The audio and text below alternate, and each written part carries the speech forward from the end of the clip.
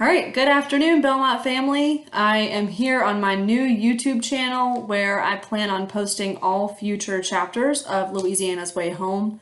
I'm thinking and hoping this will be a more seamless process for us all instead of having to watch possibly part one and part two on the Class Dojo story. So I'll just post the link to the YouTube videos every day, and that way you can come and watch them here.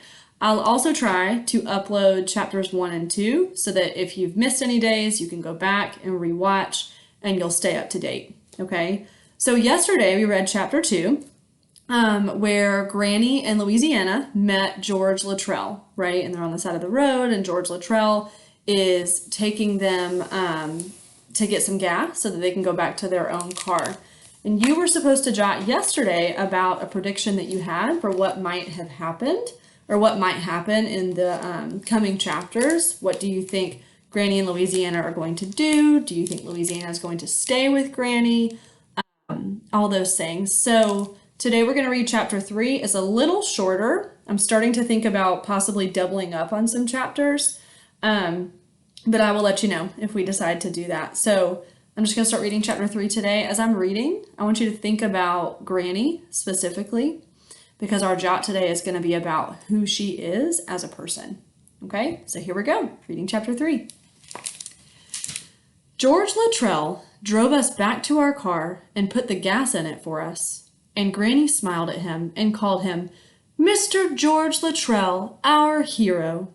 And the whole time, I could not stop thinking about Vic's value. Because behind the counter at Vic's, there was a calendar hanging on the wall. The calendar said October 1977 in swirly gold letters, and there was a picture of a tree covered in red leaves underneath the words. It was a very pretty tree. But the important thing is that next to the calendar, there was a phone. It was a green phone. It was mounted on the wall, and it was covered with greasy black fingerprints. I should have asked Vic if I could use that phone. I felt like someone in a fairy tale who had wasted her one wish. I wished for 14 bags of peanuts, but I should have wished to make a phone call. And then I could have called Beverly Topinski and asked her to come and get me. Beverly Topinski could figure out a way to come and get anybody. Beverly, if you're reading this, you know it's true. There are the rescuers in this world, and there are the rescued. I have always fallen in the second category. We were back on the road, and even though it was October, it was hot in the car. And it was made hotter still by the fact that I absolutely refused to speak to Granny. You can shun me, Louisiana, she said. You can turn your face away from me, but it does not change my abiding love for you. I stared out the window. Don't worry, said Granny. I am working toward our date with Destiny, but I must tell you that I feel somewhat hobbled by my unwellness. She cleared her throat. She waited. But I did not ask what kind of unwell Granny was. Instead, I continued to stare out the window. I ate my peanuts one by one, and I was glad that I had taken 14 bags of them because there were not very many peanuts in each bag. I did not offer to share the peanuts with Granny because I was not in any way feeling generous of spirit. Louisiana Elefante, said Granny, the day will come when you regret not speaking to me. I doubted it. Somewhere past Windora, Granny started to whimper, and then the whimper became a moan. Granny moaned so loudly that I forgot about not talking to her. I said, Granny, what's wrong? She said, oh, my tooth, my tooth. Ugh, it is the curse of my father, which didn't make any sense at all, because the curse of Granny's father is not a tooth curse. It is a curse of sundering. But we will not speak of that now. We slowed down. And then we went slower still. Granny moaned a great deal. And then after a while, she pulled the car over to the side of the road and climbed into the back seat and lay down. Granny, I said, what are you doing? I am working to regain my strength, she said. Don't worry, Louisiana.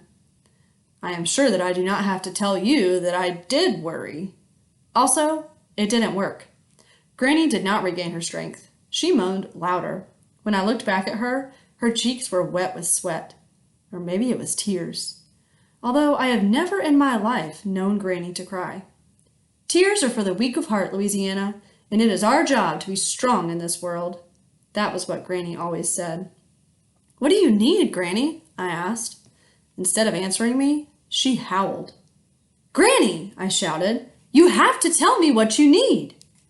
Granny then said one word, and that word was dentist. It was not at all what I expected her to say.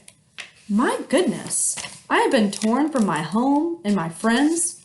There was a curse upon my head, and I was on the side of the road in Georgia with a granny who was asking for a dentist. What could I do? Well, I'll tell you what I did. I sat there for a minute and thought about my options, and there weren't many of them. And that is how it came to pass that I, Louisiana Elefante, slid behind the wheel of the car and cranked the engine and put the blinker on, then pulled out onto the highway and went in search of a dentist. All right, that's the end of chapter 3. We're on chapter 4 now. So Granny and Louisiana have found themselves in this predicament. They have this challenge in front of them. And so far, Louisiana has not been very happy with Granny. And so we kind of know a little bit about Louisiana and her background if you've read Raymie Nightingale. But I want you today for your jot to sort of start thinking about some character trait words. Okay, some words that you think could describe Granny. Think back to what you know about Granny from Raymie Nightingale, if you read that with us. If you didn't, just think about what you know about Granny based on these first 2 chapters, okay? Think about what her actions say about the type of person that she is. Remember that a character trait is something that we see in a character over and over and over again. It's a pattern, right? So it's not a feeling, it's a pattern that we see.